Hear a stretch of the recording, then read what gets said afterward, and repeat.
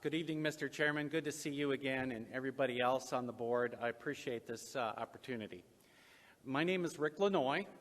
I'm a Dallas resident and a writer who focuses on detecting deceptive language, especially in political rhetoric. And I'm here tonight because I've read the changes that were made to the Dallas Police Department General Orders that went into effect on September 13th of this year, especially Section 906, Use of Deadly Force.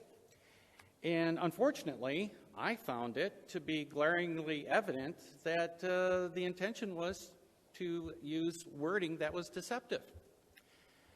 Let me draw your attention to subsection 2, where it still says, Dallas police are allowed to kill human beings on the mere basis of subjective feelings. It says all an officer has to do is perceive or believe someone they encounter is engaged in aggravated aggression. That's on this chart here. Then the penalty is death.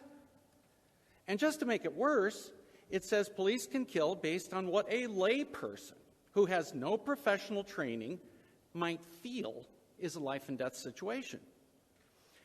When this change to the language is made, it was likely, I think, that it was with the help of a political wordsmith, perhaps from one of the think tanks police and police unions often get their rhetoric from.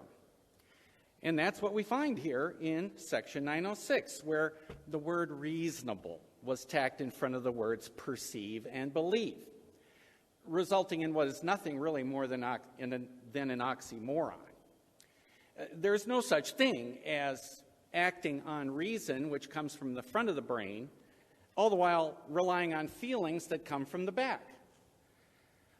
Now, if the police were going to finally use reason, then they would justify their actions on the basis of objective evidence, actual proof that we could all see, if an officer really had no other choice but to take a life in order to save life.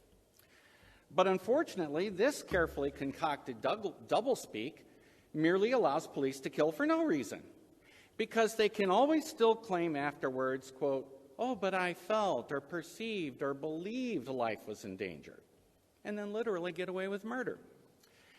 Now, what really needs to happen is that there should be no use of deadly force. That should just be stricken, because the U.S. Constitution in the 5th and 14th Amendments forbids an agent of the state or an officer of the state or the government to take a life outside of due process.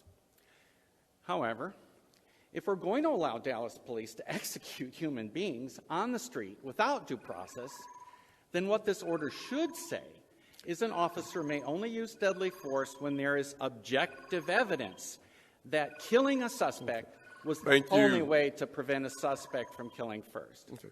Thank you, sir. Thank you so much for your time and attention. I appreciate it. We do have your... and you have a copy? Yes, and if we have some questions, we'll be reaching out to you. Wonderful. I'd love to hear back from you. All right. Thank you. Thank you so much.